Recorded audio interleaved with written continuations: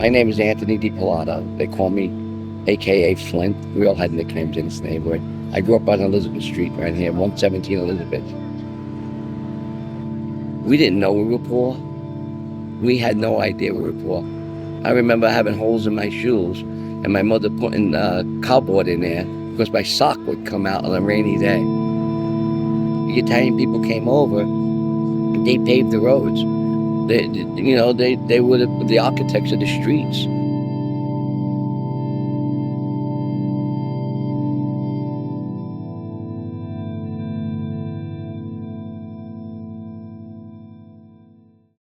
Little Italy was made up of, and the way they did it, when they segregated it, and that's why it's called Little Italy, is because most of the people when they came from their towns in Italy.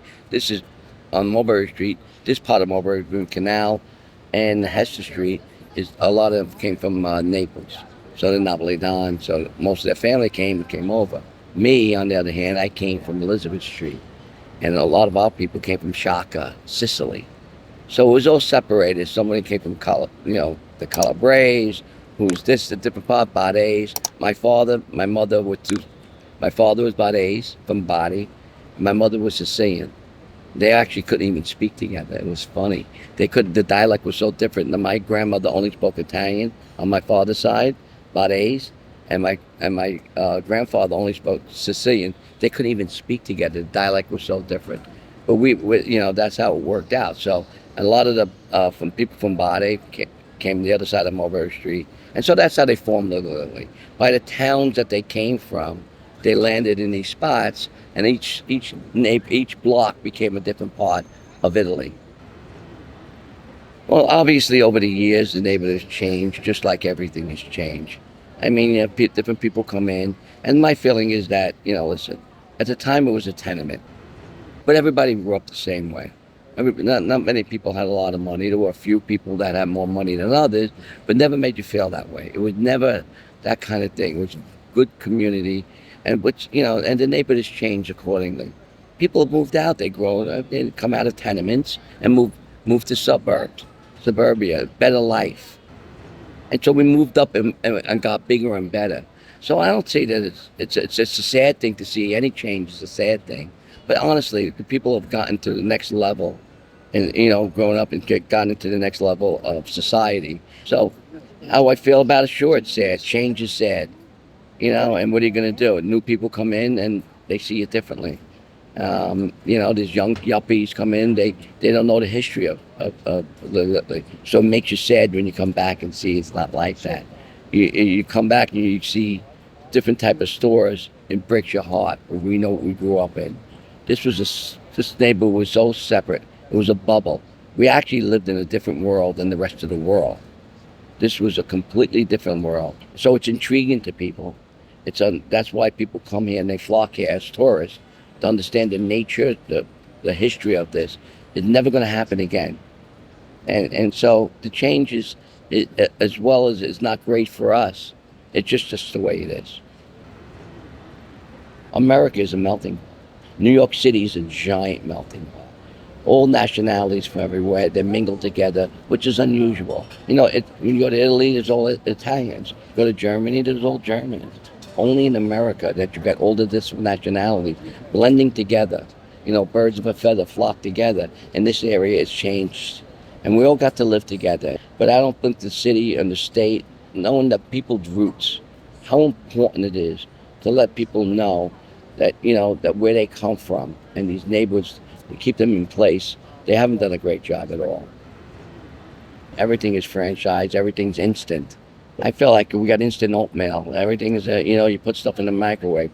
The world is totally changing in direction where communication is lacking. People are not talking to each other.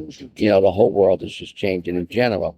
I mean, and it's happening here in New York, which I think is the last place that it should happen to, because I believe that the heart of the nation starts here, and not only Italy, but in neighborhoods like this. And we're losing that, and I just don't know where we're going to go from here. I just feel the new generation it's about money. It's about having a good time, and the me generation, although it's past, I think it's beyond that now. The millennium kids, 19, 20 years old, have no clue as far as what interaction is, how to how to how to feel. They lost the soul of the city. I feel we lost the soul of the city. That's what I feel, and the soul of the country. And I think it's hope that will change, but in the direction it's going doesn't look good. This particular block we're on Mulberry Street between Canal and Hester. This was the hottest block at one time. I'm telling you, this was the block. And years ago, it was funny. I'm going to tell you a story. There was a Vincent's Clam Bar, which is around the corner, and every year, every night that Sinatra played in the city, Frank Sinatra, they would close down at 2 o'clock in the morning when he finished his show on, in the Madison Square Garden, whatever. They would make sure that Vincent's was a famous place. They would make sure anybody in the restaurant at 2 in the morning, because they were open till late. They would make sure that if they knew that Sinatra was coming, they would close it. Listen, they would say, "There's Frank's coming. Frank Sinatra's coming here. Whoever wants to leave, leave now. But when he gets here, you have to stay in until he leaves. No one goes in and nobody goes out." And that's a true story. In this particular neighborhood itself, for 5 years, I could see it already happening. I think that mostly Soho would come down and move from where it is now, come all the way up here. And I just think it's about money. I think it's about, revenue, taxes. Business is business. We all know that. People are going to get the higher rents they could, if they could. But it's actually destroying the culture of this city. It's actually just about money. And when it becomes about money, you lose the heart of the city. You lose the feeling of the city, because New York was all about the heart. And, we have to capture that heart. And we're losing that. And that's the sad part about it. I don't think the city gets it. I think it's just so different the way it was when we grew up and we loved the city. People are starting to just be in the city and they're not part of the city.